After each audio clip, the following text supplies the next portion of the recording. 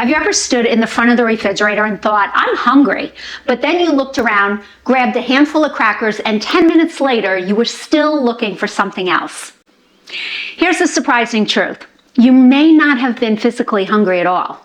Especially after 50, changing hormones, stress, poor sleep, and emotions can create hunger signals that have nothing to do with needing food.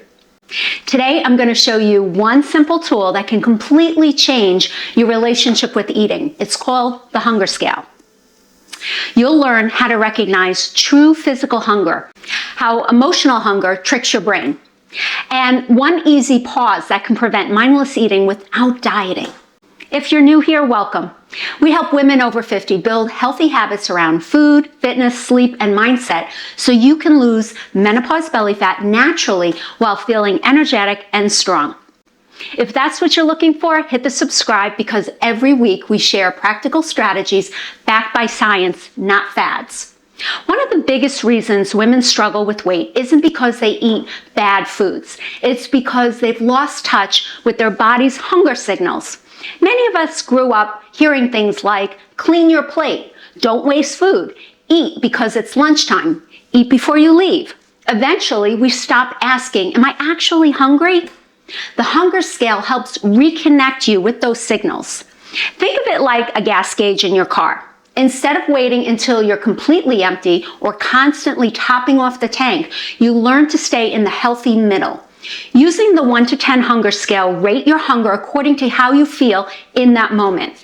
10 is painfully stuffed. 9 is Thanksgiving full. 8 is very full. 7, comfortably satisfied. 6, slightly satisfied. 5, neutral. 4, beginning to feel hungry. 3 is hungry. 2 is very hungry. And 1 is starving. Your goal isn't perfection. It's learning to begin eating around 3 or 4 hunger rating and stop around a 6 or 7 hunger rating. If you're trying to lose menopause belly fat without another restrictive diet, I created a free menopause belly solution program that walks you through the habits that actually work after 50. You'll find the link in the description below. Here's one question that can stop emotional eating in less than 10 seconds. Would I eat a grilled chicken breast or an apple right now? If the answer is yes, you're probably physically hungry. If the answer is no, but I definitely eat cookies, that's emotional hunger. That isn't your stomach talking, that's something else. Physical hunger builds gradually, happens several hours after eating, and almost any food sounds good. It stops once you're comfortably full, and it's your body asking for fuel. Emotional hunger feels completely different. It appears suddenly, it usually demands one specific comfort food, and it often shows up after stress, loneliness, boredom, fatigue, or an anxiety. And unfortunately, it doesn't disappear after eating because food wasn't solving the real problem. Here's something fascinating. During menopause, estrogen declines. That affects brain chemicals involved in appetite, mood, and reward. Poor sleep can also increase ghrelin, the hormone that makes you feel hungry, and lowers leptin, which helps you feel satisfied. So if you've ever thought, why am I hungry all the time? You're not imagining it. Your biology has changed. The good news? You can work with it instead of fighting it. You don't have to say no to emotional eating. You just have to delay it. Here's the strategy I teach. Before eating, pause for just 5 minutes. Ask yourself 3 questions. Question 1, where do I feel this hunger? Physical hunger usually starts in your stomach. Emotional hunger usually starts in your head. Question 2, what emotion am I feeling? Stress, frustration, loneliness, overwhelm. Sometimes simply naming the emotion reduces its intensity. And question 3, what do I actually need? Maybe water, a walk, fresh air, a phone call, 10 deep breaths, or maybe you truly need lunch. Either answer is okay. The goal is awareness, not perfection. The goal isn't to eat less. The goal is eating for the right reason. One of the biggest mistakes women make is feeling guilty after emotional eating.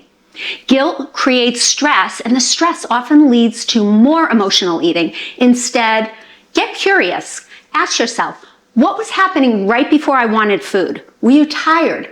working too long, arguing with somebody, watching television. Patterns begin to appear. Awareness creates change, and judgment keeps us stuck. If you're finding this helpful, hit the like button. It helps YouTube share this information with more women who are tired of believing they simply have no willpower. The next time you feel hungry, don't immediately ask, "What should I eat?" Instead, ask, "What number am I on the hunger scale?" That tiny habit takes less than 5 seconds, but over time, it reconnects you with your body's natural wisdom. And that's a skill that lasts far longer than any diet.